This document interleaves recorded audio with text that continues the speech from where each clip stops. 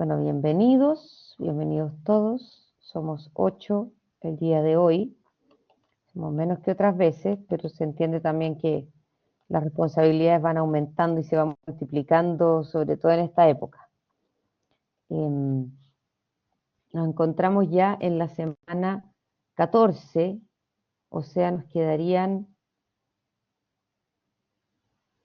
digamos,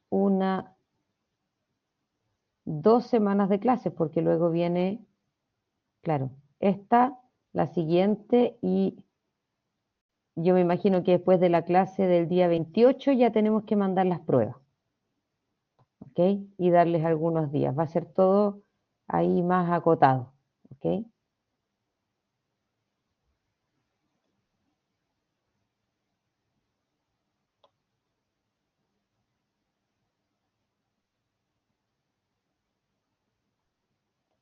Perdón, estaba revisando una cosita.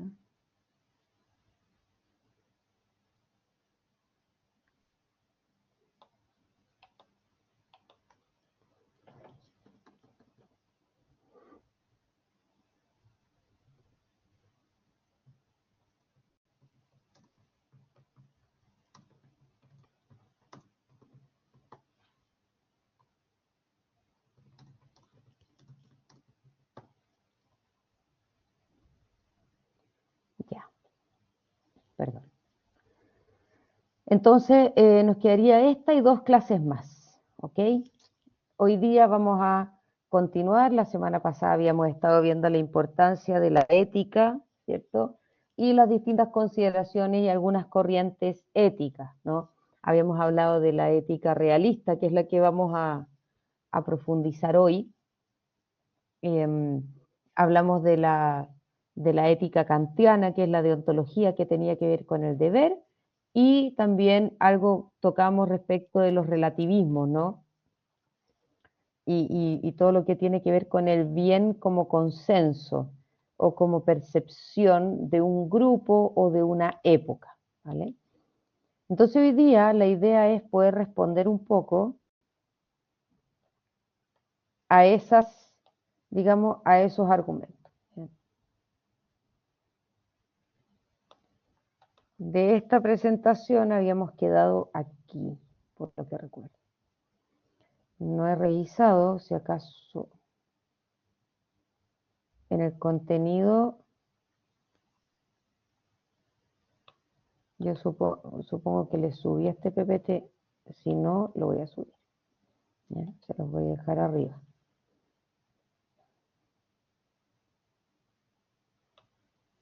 No, ya. Y tengo que ponerles visible todos estos otros documentos. Ok. Bien. ¿Les sirve que les suba inmediatamente el documento o después?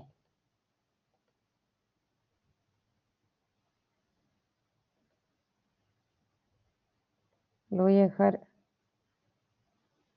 después de la semana 14 en uno que se llama ética. ¿Bien?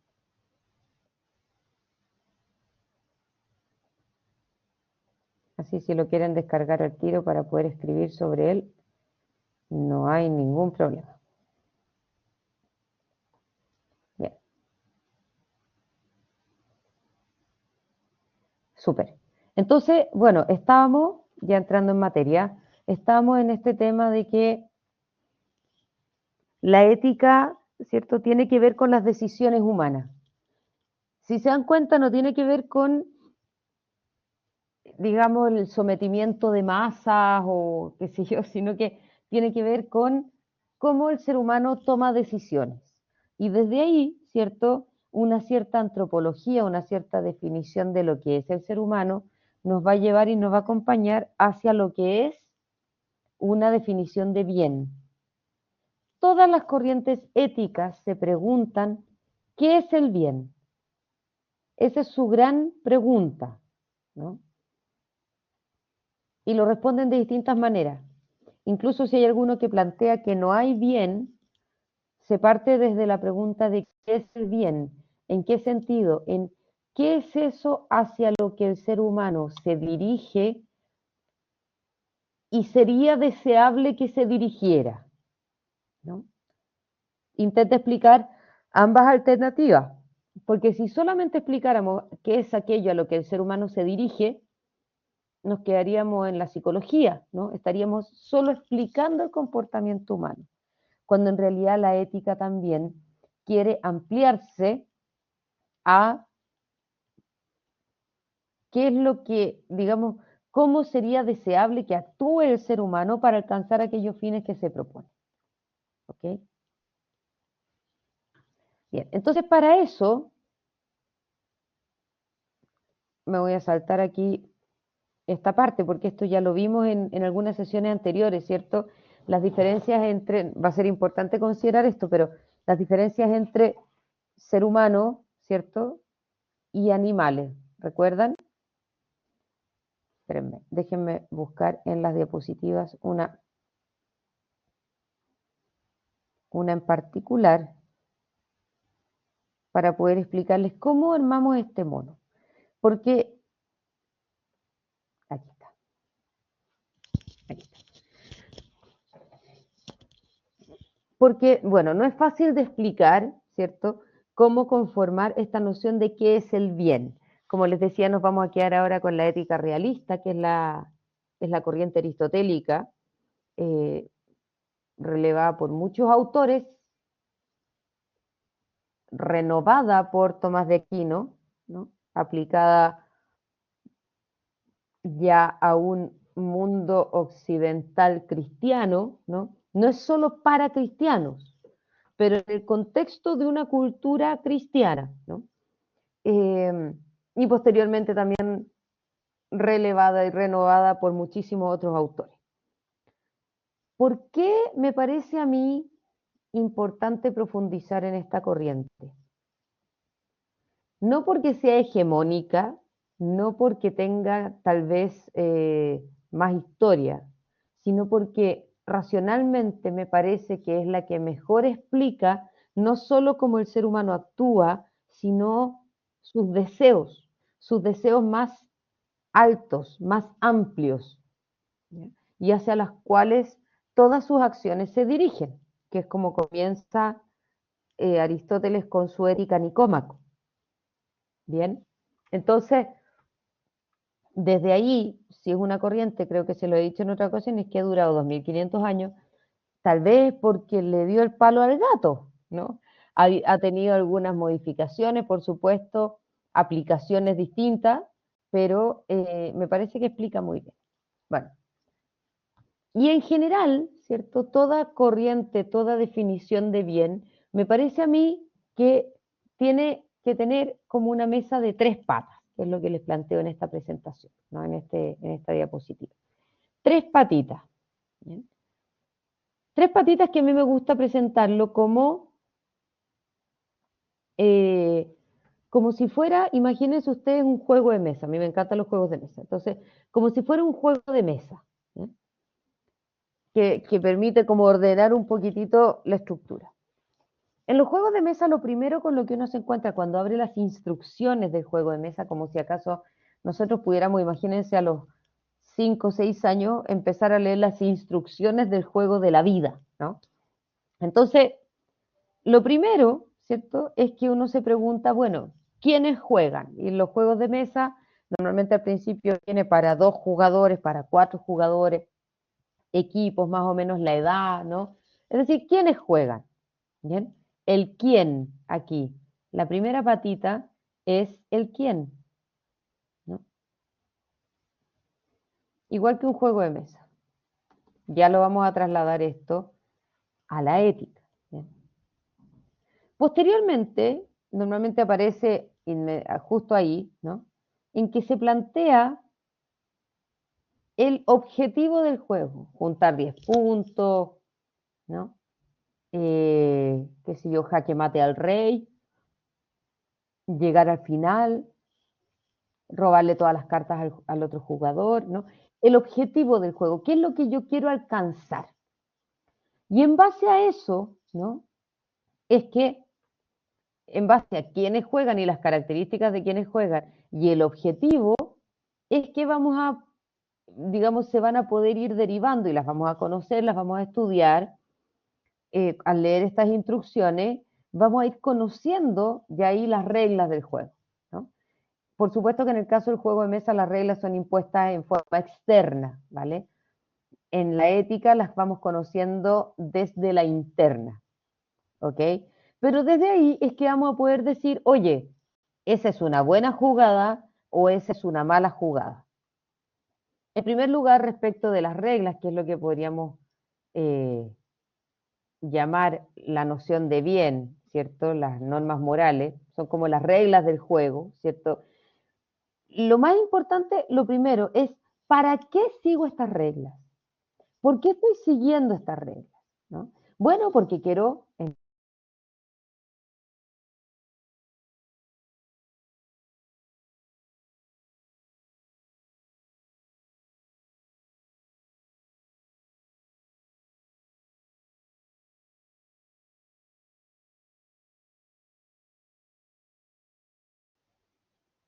Ya, ahí parece que volví.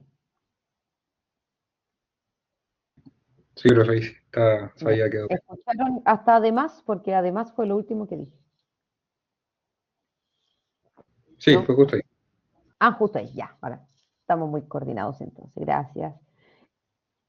A estas reglas yo además le pido una cierta coherencia, ¿no? O sea, si me pongo a jugar ajedrez y las reglas del ajedrez dicen, usted tiene que mover sus piezas para comerse al rey, así que parece baile. Me dice, ¿cómo parece baile? No tiene ninguna coherencia ni con lo que se está jugando, ni con el objetivo, no tiene nada que ver con el juego, ¿cierto? Se pide que haya una cierta coherencia entre quién juega, ¿cierto? Hacia dónde se dirige y cómo se llega ahí, ¿vale? Esto todo lo trasladamos después a el juego de la vida, si ustedes quieren, ¿no?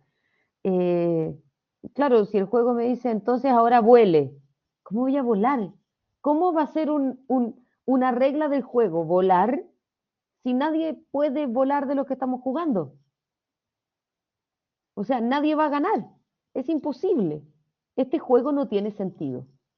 Y lo que nos dice Aristóteles, no lo pone con el caso de las reglas del juego ni los juegos de mesa, pero lo que nos dice Aristóteles, y después lo refuerza muchísimo Tomás de Aquino, él plantea, solo tiene sentido la ética si hace sentido a la racionalidad humana, es decir, a lo que el ser humano es y a lo que realmente son sus fines.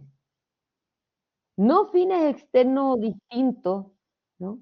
O, o algo muy distinto a lo que el ser humano es.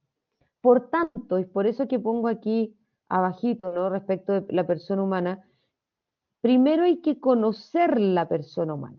¿Quién es? Ya lo hemos conversado esto, ¿no? ¿Qué tipo de ser es el que está jugando este juego?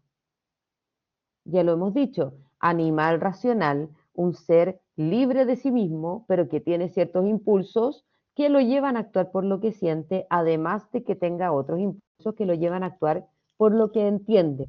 Y por tanto tiene una constante dicotomía entre lo que desea, ¿cierto? Desde su animalidad y lo que comprende que es mejor, que también lo desea, pero lo desea ya en forma racional porque entiende que es bueno.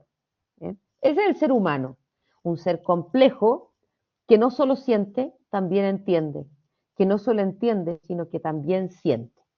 Y lo interesante a mí, el punto que más me gusta de esta corriente ética, es que Aristóteles nos va a invitar a incorporar ambos aspectos del ser humano.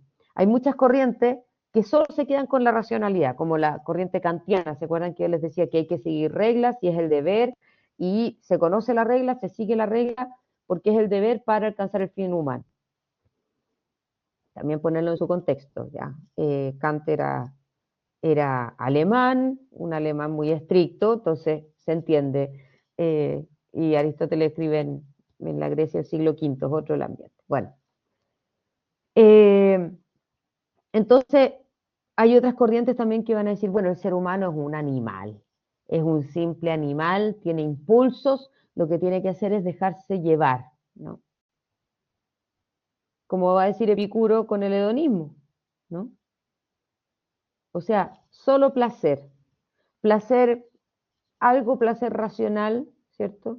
Pero principalmente placer afectivo, ¿no?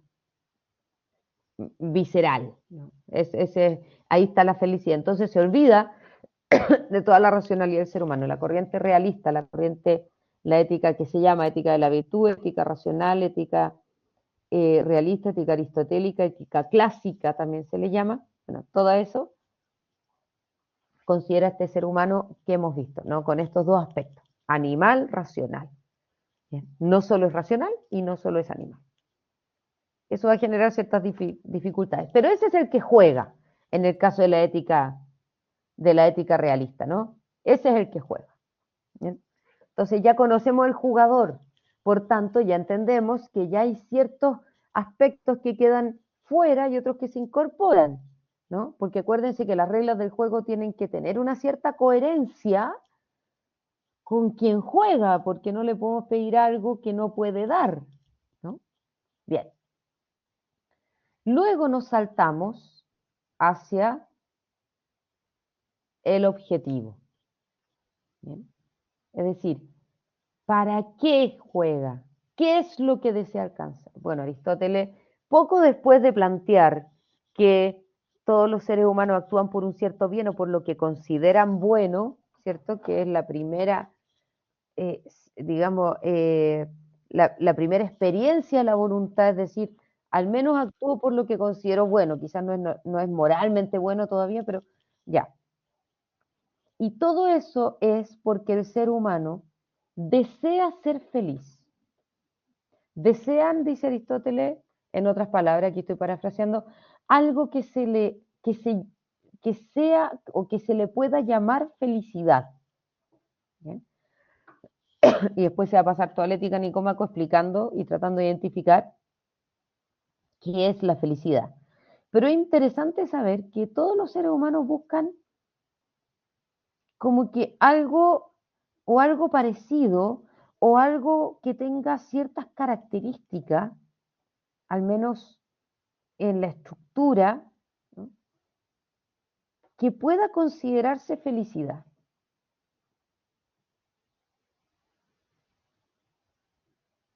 Es por eso que Platón plantea que nadie desea ser infeliz. Y si alguien desea ser infeliz, es porque eso lo hace feliz. ¿Sí? Entonces, la felicidad es aquello que todos buscan, ¿sí? Aquello a lo que todos tienden.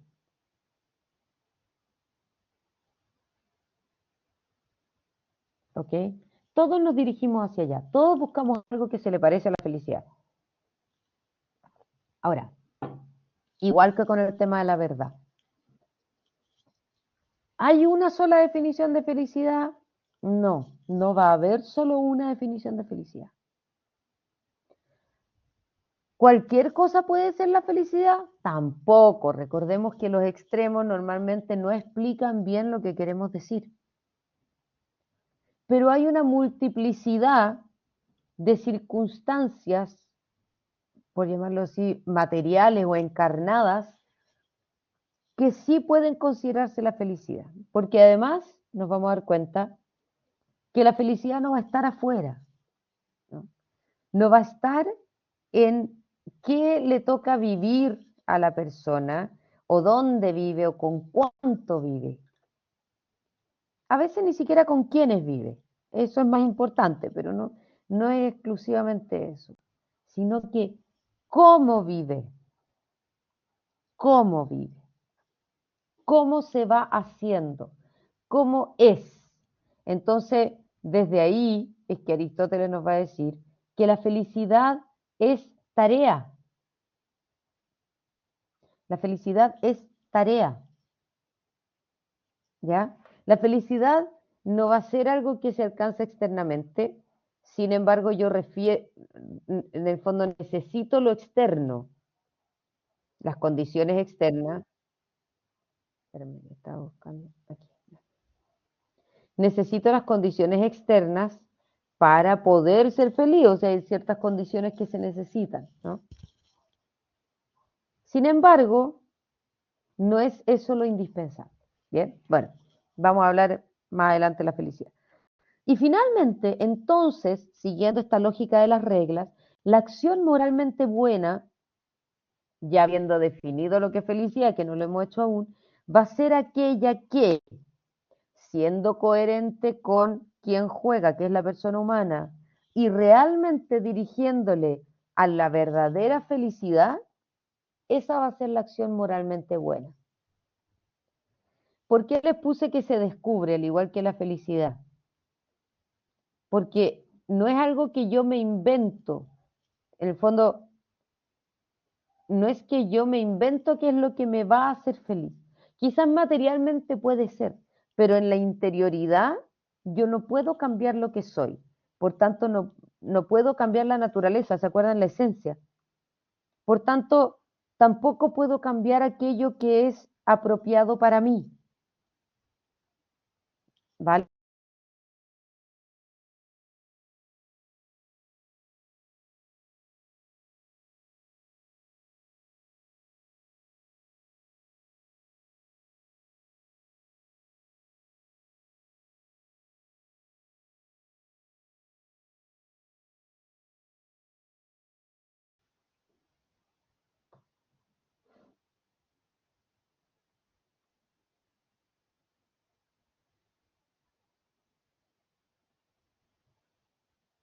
Volví.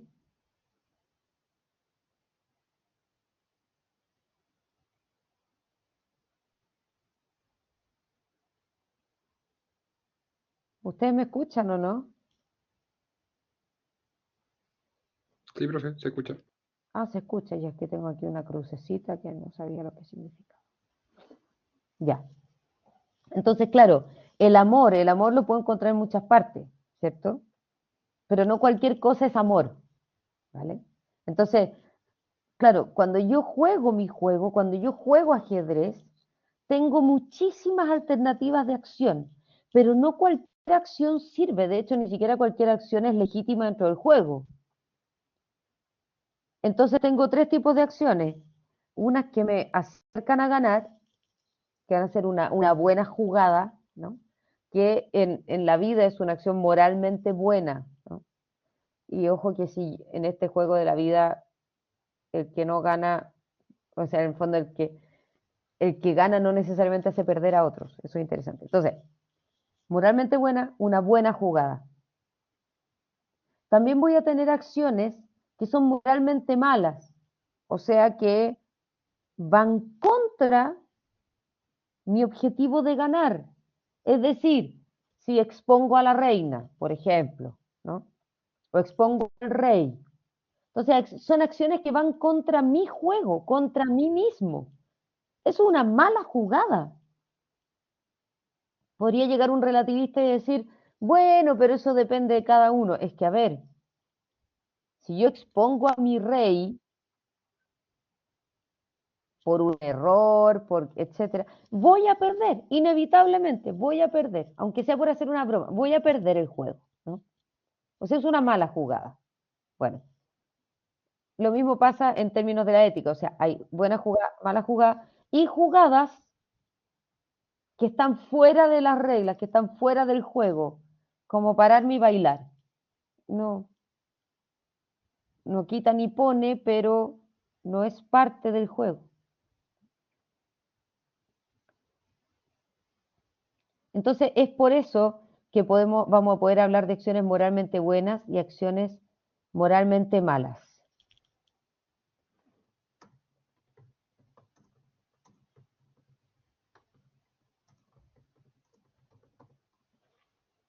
¿Bien? ¿Se entiende esto, no? ¿Se entiende el monito, verdad?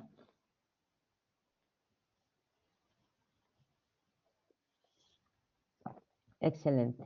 Ahí Mariana trabajando y respondiendo. Muchas gracias.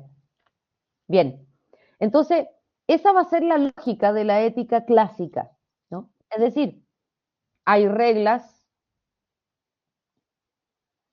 son reglas amplias, son principios universales amplios. Sin embargo, son reglas amplias que no dejan entrar cualquier cosa. otro ejemplo que me gusta usar en términos de salud, ¿no? La regla amplia, ¿cierto? Es que la vitamina hace bien, ¿cierto? Es un principio universal. Vitamina C le hace bien al ser humano, ya. Y si hay exceso de vitamina C, no le hace mal, sino que lo libera, lo bota, ¿cierto? Bien. Entonces, la vitamina C hace bien. Y eso es porque la naturaleza humana es así, le hace bien. ¿Ok? Ahora, ¿dónde encuentro la vitamina C? Hay una multiplicidad de lugares, de alimentos, de brebajes, donde puedo encontrar vitamina C. Muchos. ¿Está en cualquier parte la vitamina C? No, pero sí en muchas partes. ¿Ok? Entonces, lo que podría haber sido en un tiempo tomar mucha toronja, ¿cierto? O comer mucho pomelo, porque había abundancia de pomelos, supongamos en el siglo XII, ¿no? En la Francia del siglo XII. Claro, entonces, ¿cuál era la regla moral respecto a la salud ahí? Coma mucho pomelo. El pomelo le va a proteger de las pestes, estoy inventando, ¿cierto? Entonces coma mucho pomelo, porque los que comen pomelo casualmente no se enferman. Bien. ¿La regla está en el pomelo? No. Lo que pasa es que hay algo atrás del pomelo que después se puede trasladar y pensar en una naranja, o pensar en una mandarina, o en frutillas, ¿no? Bueno, pasa lo mismo en la ética, ¿cierto? Entonces, para hablar de generosidad, no es lo mismo cómo se aplica la generosidad eh, en el año cero que en el año 2025. Es muy distinto, ¿cierto? Cómo se aplica la generosidad. Pero la generosidad es generosidad. Y hay cosas que sí lo son y otras que no lo son, que están fuera de la regla o que van contra. ¿Ok? Entonces, si tuviéramos una máquina del tiempo y nos vamos a la Francia del siglo XII, creo que les dije, ¿cierto? Claro.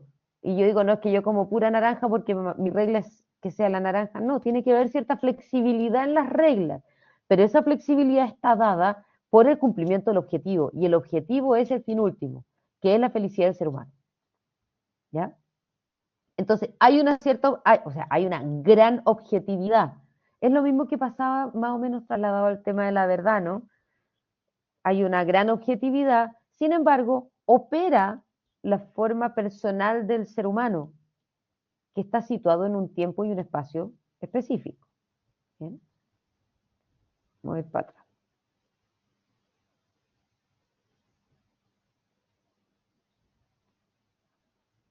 Bien, entonces, una acción moralmente buena, hay un error, no es un error, pero quizás se podría decir mejor. Dice que una acción moralmente buena será aquella que me acerca a mi fin propio. En realidad es la que acerca al fin a lo que es más adecuado para la persona, ¿no? Porque mi fin propio podría ser que yo me lo invento y puede ser cualquier cosa. No, no cualquier cosa. Hay ciertas acciones que están, por llamarlo así, que están a favor de la persona y hay ciertas acciones que están en contra de la persona. Es lo que veíamos respecto de la verdad, ¿no? Y del conocimiento. Que el ser humano está hecho para la verdad, para conocer la verdad, le gusta, la busca, ¿no? Bueno, eso pasa también respecto del bien. Lo que pasa es que no siempre lo busca, ¿ok? O no siempre lo encuentra donde debiera encontrarlo, ¿vale? Es decir, ¿puedo yo considerar como bueno algo que en realidad es malo? Sí, sí, porque la voluntad, que es la que detecta en el ser humano el bien, el apetito racional es la que detecta el ser humano el bien, puede tener, como digo yo, los anteojos nublados. Entonces, cuando yo estoy con los anteojos nublados, chuta, veo paredes donde no las hay, ¿cierto? O veo caminos donde hay paredes. Entonces, la voluntad sí puede errar y puede considerar lo que se llama el bien aparente, es decir, considerar como bien un mal porque ese mal se disfraza de bien, ¿vale? Escucha, no está el dibujito que yo tenía. Y por lo demás, además, todas las acciones tienen algo de atractivo, po, algo de bueno. Todas las elegibles pueden tener algo de atractivo, por eso las elijo. Lo que pasa es que exacerbo, en algunos casos, el poco bien que podría yo considerar respecto del mal que me va a hacer o que me hace. ¿Ok? Por tanto, una acción moralmente mala va a ser aquella que nos aleja del fin. ¿Ok? Que nos aleja de ganar el juego, que nos aleja de lo que es adecuado para la persona. En algunos términos, Kant podría decir aquello que son las reglas para el ser humano, ¿no? Pero en realidad es aquello que sí o sí le hace bien al ser humano, que me aleja de la vitamina C y me invita a comer cianuro, ¿no? Una cosa así. ¿Vale? ¿Y cómo se explica esto? ¿Y dónde lo puedo explicar? En el fondo, ¿qué es realmente lo que es adecuado? Bueno, ahí es donde podemos tocar lo que es la ley natural y las tendencias naturales del ser humano. Que el ser humano sí tiene ciertas tendencias racionales, la vamos a ver ya en la próxima clase, pero sí hay ciertas características del comportamiento humano muy en general que lo podemos reconocer, chuta, en un Mandela y en un Hitler, ¿no? De hecho, el cuidado digamos, de la sociedad y de los grupos sociales, familia y patria, está dentro de esas tendencias naturales. ¿Podríamos decir que los dos lo hicieron, se dirigían hacia eso? Sí, un Mandela y un Hitler. ¿Cuál es la diferencia? Que uno lo hacía pasando a llevar, ¿cierto? Otras tendencias naturales como son las otras personas, como son la dignidad humana, ¿cierto? Y el otro no. ¿Bien? Pero tenían esas tendencias naturales porque la tienen en general los seres humanos. Quien no las tiene habría que investigar, ¿cierto? Y son aquellas personas a las que consideramos que tenemos que cuidar. Bien, lo vamos a ver cuando veamos las tendencias naturales respecto de la ley natural. ¿Bien? Entonces, lo bueno y lo malo se va a decir respecto del fin. ¿Bien? Entonces, el bien y el mal se dicen respecto de la acción y en su relación con la finalidad de algo. Por eso es que yo digo que este es un buen celular. ¿Por qué es un buen celular? ¿Porque es amoroso, simpático y tierno? ¿Porque no ha pecado nunca, por ponerlo en otro término? No, es porque cumple con su función, ¿cierto? Cumple con su función de celular. Llama, se puede escribir, viola, ¿cierto? Hace lo que tiene que hacer un celular, un smartphone, voy a llamarlo. ¿Bien? Ya. Entonces cumple con su función. El ser humano entonces también tiene funciones. ¿Bien? Funciones que son ir en concordancia a su naturaleza. Lo mismo el celular. Yo al celular no le voy a pedir que es lo que no pueden hacer ahora los celulares, ¿cierto? Que nade en la piscina. No está en su naturaleza. ¿Cómo? O sea, puedo pedírselo, ¿cierto? Pero lo va a hacer mal. Nunca va a alcanzar ese fin. Lo mismo con el ser humano. Si buscamos la salud en el cianuro, sabemos que vamos a fracasar. Si buscamos la felicidad en aquello que va contra la naturaleza del ser humano, se fracasa inevitablemente. Eso es lo que plantea Aristóteles. Inevitablemente se fracasa. ¿Bien? Ahora, ¿eso quiere decir que la felicidad está en solo una forma de vida? No, ese es el otro extremo. Está en múltiples formas de vida, pero hay muchas formas de vida que no son acordes a las del ser humano. ¿Bien? Por ejemplo, un ejemplo es una vida que solo se deja llevar digamos, por la parte sensitiva del ser humano, es decir, por aquella parte animal, que está olvidando su racionalidad. Aquel que solo se deja llevar por su impulso, solo se deja llevar por su instinto, ahí no va a estar la felicidad, porque no es acorde a su naturaleza. Ahí va a estar la alegría, el jolgorio, la fiesta, pero inevitablemente en el largo plazo, ahí no hay felicidad, no la hay. Y los ejemplos son muchísimos. Felicidad con F mayúscula, ¿no? Hay comodidad, hay alegría y entretención. Un rato, ¿vale? Y por otro lado, quien se olvida de cualquier sensibilidad, bueno, perdón, quienes se sobreanimalizan, ¿no? ¿Cómo lo llamamos? ¿Cierto? Quienes se sobreanimalizan, quienes incluso se comportan como bestias, ¿no? O sea, que andan, qué sé yo, descuartizando gente, quienes torturan, quienes, ¿cierto? Hablamos de que se deshumanizó, ¿o no? Eso es un acto inhumano, así le llamamos. Casualmente no. ¿Nos lo impuso Aristóteles y Tomás de Aquino? No. Lo que pasa es que en nuestra intuición también están estos conceptos. Y sí, es inhumano. O sea, ya se salió del juego. Ya no solo está yendo en contra, ya está afuera, no está en el juego. Puede volver, sí, puede volver. ¿Vale? Pero esas acciones están totalmente fuera. Van totalmente en contra, no solo de la naturaleza del otro, va contra la naturaleza de quien actúa. ¿Cómo va a estar la felicidad ahí? ¿No?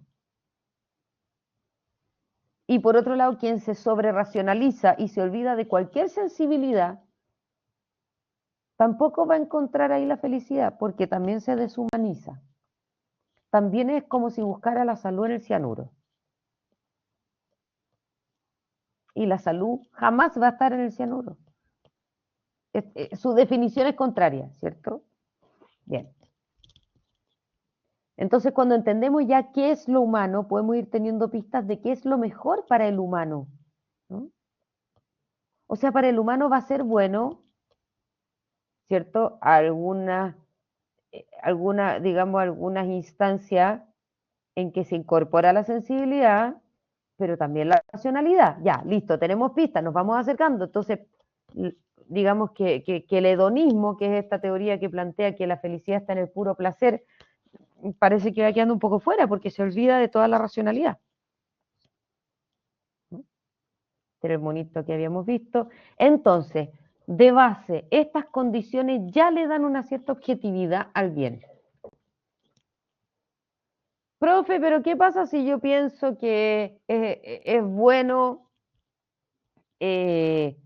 torturar gente por plata, ¿no? Extorsionar? Bueno, usted puede pensarlo, pero no por eso lo hace real. Al igual que usted puede pensar que el pasto es rojo, pero eso no lo hace real. No hace que el pasto sea rojo. ¿Se acuerdan respecto a la verdad? El realismo no acepta los voluntarismos, es decir, que porque yo intenciono algo cambio la realidad, ¿no? Esa acción de torturar y extorsionar va a favor o en contra de la naturaleza humana, no solo del otro. ¿Es racional? ¿Es realmente racional? O sea, ¿a qué me refiero con racional? Con que considera todos y cada uno de los aspectos a los que se puede llegar y a los que me puede llevar, ¿vale? Y que incorpora las tendencias naturales de cuidado, digamos, cuidado de uno mismo, cuidado de los hijos y la familia, cuidado de la sociedad, búsqueda de la verdad, ¿cierto? Bueno, entonces estas condiciones ya le dan un marco de objetividad, son criterios súper amplios. ¿Por qué son criterios amplios? Bueno, porque resulta que desde el siglo V en adelante tiene que abarcar esos criterios, en el fondo generar criterios lo suficientemente amplios como para que incorpore a todas las acciones de todas las personas, de toda la historia, de todo el planeta. No puede ser específico. Aristóteles no puede decir busque la salud en la toronja. Aristóteles puede decir busque la vitamina C. Entonces Aristóteles no puede decir busque la salud en estar con otras personas, busque la felicidad en estar con otras personas, porque estás dejando fuera quien inevitablemente está solo, ¿vale? Entonces estaría dejando fuera toda la infinitud de circunstancias. Si pone la felicidad en la salud, que es una condición base que sirve y ayuda, la felicidad la acompaña, pero no necesariamente la configura, ¿cierto? Si Aristóteles dice busque la felicidad en la salud, lo que estamos diciendo es que todos los enfermos son necesariamente infelices. Entonces los criterios tienen que ser muy amplios, mucho más amplios para poder incorporar a todos los que realmente pueden alcanzar ese fin último. Y ahí es donde se complementa tremendamente con el libro El hombre en busca de sentido, en que en un campo de concentración. O sea, si yo le hubiese preguntado a usted y me hubiese preguntado a mí, ¿qué se necesita para ser feliz? Probablemente uno dice salud, familia, un hogar, qué sé yo, trabajo, ¿no? Ya, pero resulta que en el campo de concentración no se tiene nada de eso y lo que nos plantea Víctor Frankl es que igualmente ahí se puede encontrar la felicidad. ¿Cómo es posible eso? Bueno, porque la felicidad entonces no se configura con salud, familia, trabajo. ¿Son bienes deseables para el ser humano? Siempre, sí, Germain Grisel lo plantea, ¿no? Autor francoamericano del siglo XX, falleció hace algunos años. Él lo plantea, sí, es deseable tener salud, es deseable tener familia, es deseable tener trabajo, es deseable si trabajo poder tener tiempos de ocio, es deseable la amistad, sí es deseable.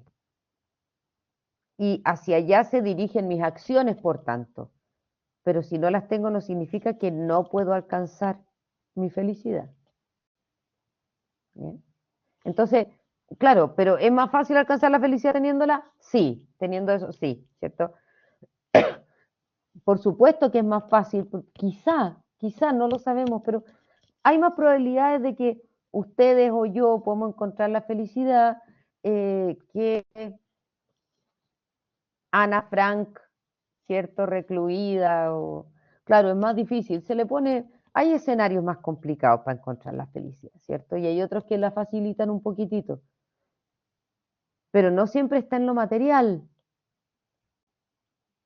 Lo que pasa es que yo me refiero a que en el campo de concentración no sabes dónde está tu familia, no sabes dónde están tus hijos, qué pasó con tus amigos, el esfuerzo de toda tu vida. Entonces, como que las barreras son un poquitito más altas, ¿no?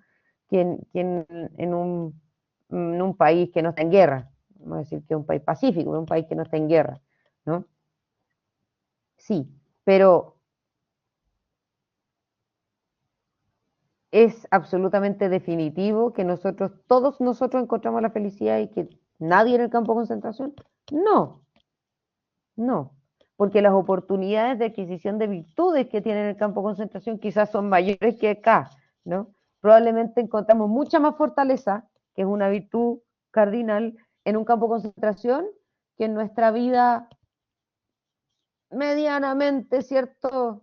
Bastante mejor que la Víctor Frank en Auschwitz, ¿no? Perdón que use ese ejemplo, que es reiterativo, pero es tan gráfico, ¿no? Bien. Entonces, que sea objetivo este marco, ¿no? De noción de bien, es un marco dentro del cual hay libertad de acción, lo mismo que en el tablero de ajedrez, ¿no? Hay libertad de elección. No hay un decálogo de acciones buenas o acciones malas. Sí hay ciertas acciones puntuales, pero muy pocas, que Aristóteles plantea que siempre son malas, ¿no? Entre ellas el homicidio como la intención directa de eliminar y matar a un inocente, por ejemplo. Eso Aristóteles lo considera como una de las acciones que siempre son malas. Pero no hay un decálogo de acciones buenas, porque las acciones se configuran como buenas, bien, bien con pinza lo que digo, pero se configuran como buenas en el lugar en que ocurren, ¿no? Siempre es bueno lanzarse al río para salvar al perrito. A veces sí y a veces no, porque si al saltar al río empujo a alguien y mato a esa persona, no fue bueno saltar al río. Entonces no hay un decálogo de acciones buenas. Por eso es que yo les decía que el bien se descubre en cada instancia, se descubre racionalmente en cada situación. Y ahí está la racionalidad del ser humano, se descubre. Hay que ser tener cachativa e identificar, por ejemplo, en un caso más cotidiano, cuando abro el refrigerador. ¿Sé exactamente lo que es mejor para mí? No. Tengo libertad de acción, tengo opciones, pero no siempre lo mejor es comer ensalada. Porque yo leía la otra vez que Michael Phelps, para poder rendir, se comía así un platón de tallarines gigante con salsa el día anterior a competir, el nadador este norteamericano, ¿cierto? ¿Por qué? Porque lo necesita, po. Si se alimenta pura ensalada, no gana ni un quinto, ¿cierto? Entonces, si el decálogo de acciones buenas dijera siempre come ensalada, Michael Phelps no tiene la opción de cumplir su objetivo, ¿no? Que es bueno en ese caso. ¿Bien? Entonces, yo descubro cada vez, si abro el refrigerador y me tengo que quedar toda la noche trabajando, es muy distinta la circunstancia a que si es un almuerzo normal de cualquier día, ¿no? Entonces, lo descubro en el momento. Pero no es que me lo invento en el momento. Ojo, se descubre, se identifica. Es como que la mejor opción brilla cuando hay racionalidad para identificar lo mejor, ¿no? Brilla. ¿Y qué es lo mejor? Lo mejor es aquello que va acorde a mi naturaleza. No mi naturaleza maite, sino a mi naturaleza humana. Bien. Y eso va a ser la alternativa que con más cabeza fría yo incorpore. Es decir, ¿puedo incorporar a los sentimientos en mi decisión? Sí, pero la identificación de lo mejor, de la mejor alternativa, debiera ser racional. La racionalidad también puede escuchar la voz de las emociones, la voz de la afectividad, pero no decidir solo en base a eso, porque si no, no es una decisión racional. Por tanto, yo no puedo dar cuenta de qué es lo mejor. Les pongo un ejemplo. Si yo salgo aquí de mi casa, ¿cierto? Salgo de mi casa y quiero ir, yo vivo en Colina y quiero ir a Providencia, ¿no? Bueno, tengo varias alternativas. ¿Cualquier alternativa me sirve? No, porque si me voy por la ruta 5 norte, hacia el norte, no voy a llegar jamás a Providencia. Voy a llegar a Estados Unidos antes de llegar a Providencia. ¿Cierto? Ya, entonces, descartadas algunas, fuera de aquí. Ok, dentro de las que tengo, si lo que quiero es llegar a Providencia, pero llegar rápido, bueno, tengo que analizar cada opción, ¿no? Según el costo, porque las autopistas son caras, según la seguridad, porque es bueno cuidarme, según las más rápidas, según las que, sí, las que más me gustan, perdón, sí, las que más me gustan, las que más me acomodan, pero es un dato más, ¿no? Es un dato más. Y en base a eso, si pongo todo eso en una pequeña balanza o en una rúbrica de pros y contras, probablemente, ¡pum!, se va a elevar la mejor alternativa. No significa que esa es la que voy a elegir, pero al menos está identificado racionalmente según quién soy y según el objetivo que tengo que alcanzar, bueno, la mejor alternativa. ¿Vale?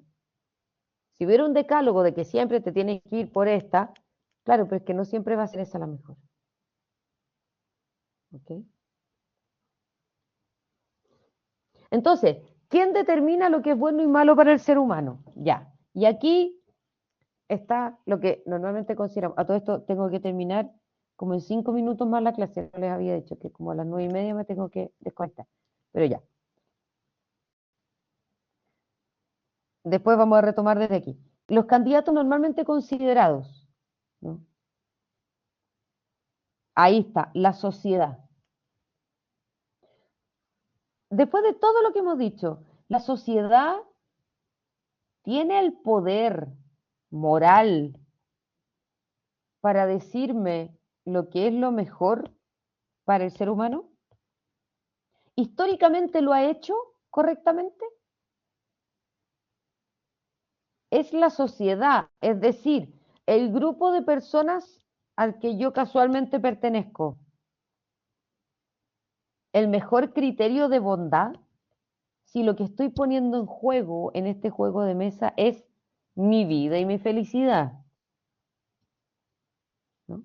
Claro, según la definición ética, de que si la ética es aquella ciencia de lo correcto y lo incorrecto, probablemente la sociedad sí tiene algo que decir porque plantea una cierta moral, pero respecto de la ética, en tanto ciencia de la evaluación de las acciones respecto a la naturaleza humana, ¿les parece a ustedes que es la sociedad el mejor criterio para identificar lo que es bueno o malo? ¿O no?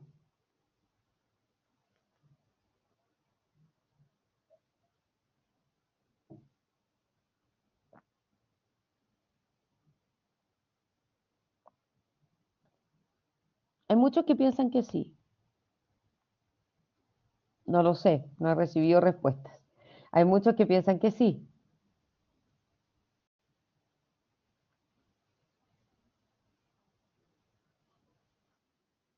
David, ¿Me escucha, profe? He escuchado algunos, digamos, eruditos que creen mucho en el tema de que la sociedad es la que imparte, digamos, lo que es la moral y la ética.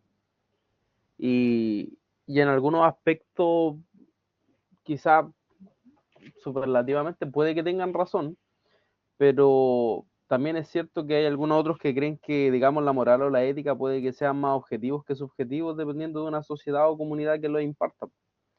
Porque también es cierto que si nosotros hablamos de bueno o malo, estamos hablando de moral o ética y hay veces en la época donde esta moral va cambiando dependiendo del contexto, dependiendo de un grupo de personas que esté formado o dependiendo de quién sea la persona que esté dictando estas leyes, digamos, morales, por así decirlo. Entonces, quizás sí es cierto que puede que sea un poco el tema de que sea la sociedad, pero puede también que quizá he leído algunos filósofos que hablan mucho sobre el tema de la moralidad y hay algunos que creen que la moralidad no necesariamente se requiere ir a una sociedad específica, sino que es algo que es más trascendental que un conjunto de personas. sí, bueno, ahí se cruza también lo que tú dices con que, a ver, con un tema semántico. Y es que, claro, ética y moral en autores clásicos no está distinguido, que lo habíamos dicho. Sin embargo, ética y moral hoy en día sí se distinguen. Entonces, si uno habla de la moral de una sociedad, claro, es la aplicación de los principios éticos en esa circunstancia. Entonces, eso genera una confusión importante. Efectivamente hay autores que así lo piensan, ¿no? Que es la sociedad la que identifica lo mejor. ¿Bien? Mariana dice algo interesante, que la sociedad la formamos todos y que es una sumatoria de todas las razones. Podría serlo, ahora ahí hay sumatoria, pero hay contradicción también. Entonces, cuando hay un conflicto, ¿quién lo define? ¿No?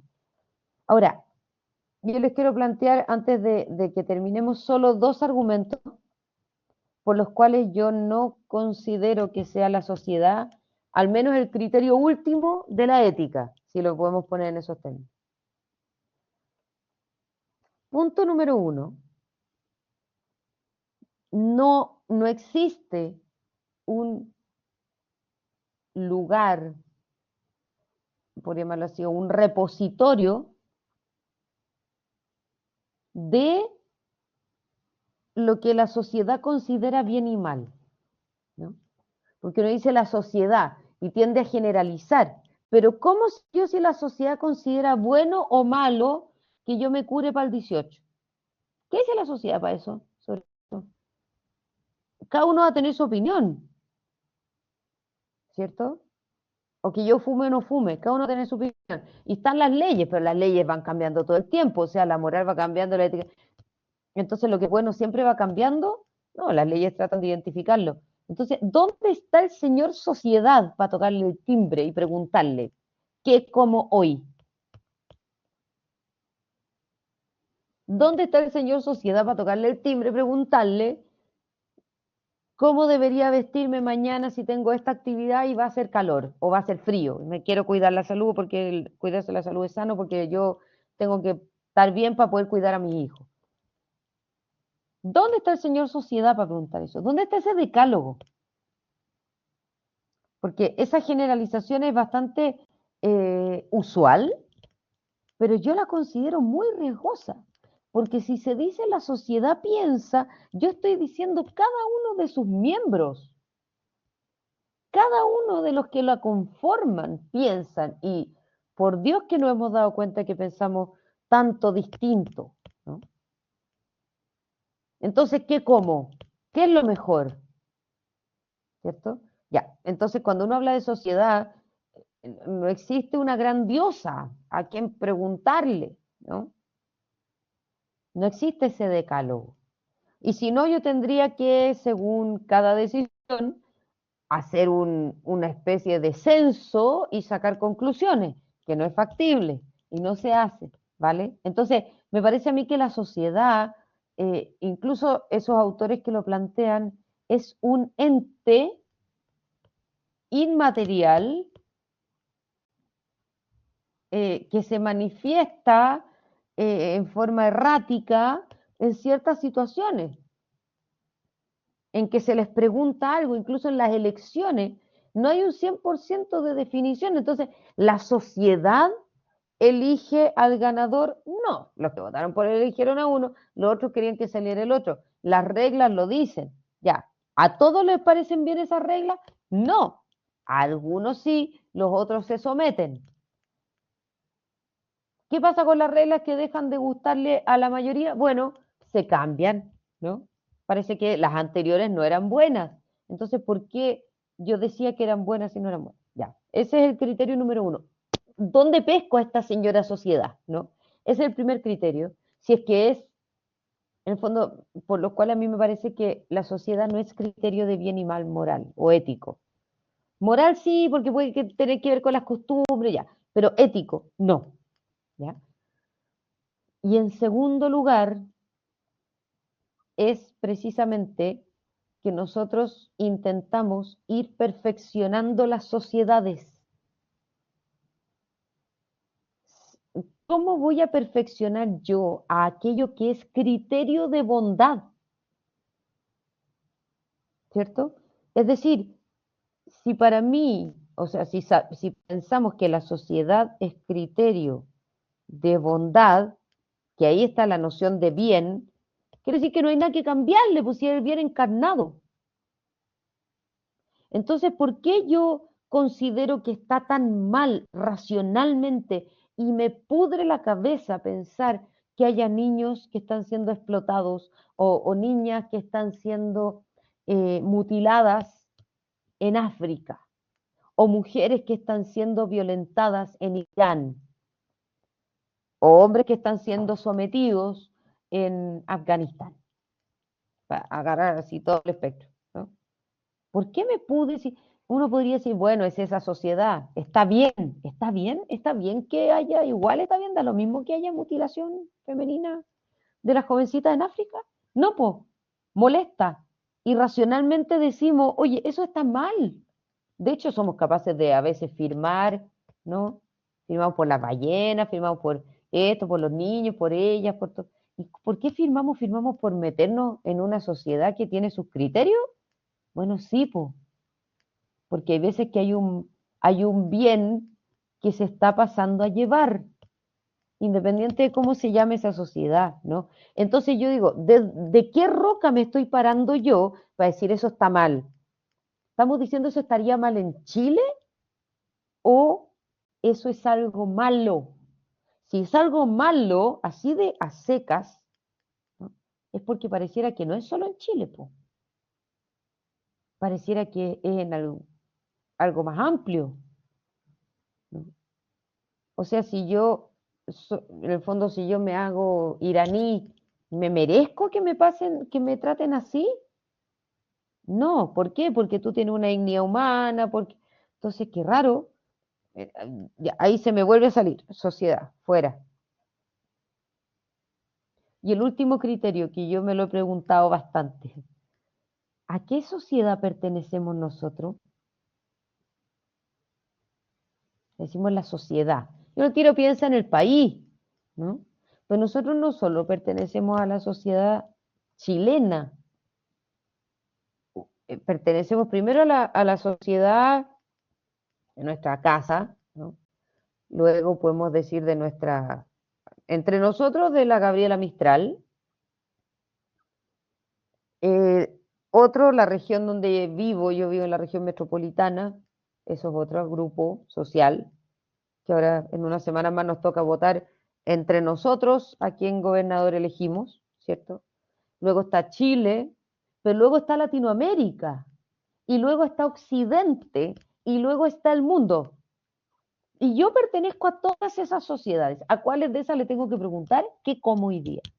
¿Cuál es esa sociedad que me da los criterios éticos? ¿No? Y mientras más amplio, más diverso y más criterios hay.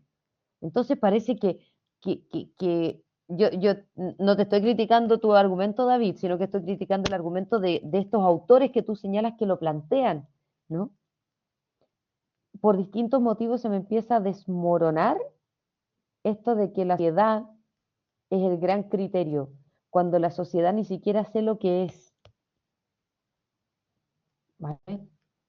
Bueno, son criterios, digamos, un poco para defender la objetividad del bien de la ética realista, pero son algunos argumentos que se me han ocurrido en reflexiones sucesivas. ¿Okay? Bien. Bueno, perdón que me alargué un poco más de lo que les dije. Voy a sacar un pequeño pantallazo de los asistentes para poder ponerlos en la lista. Y eso, entonces nos vemos la próxima semana. No sé si hay alguna pregunta.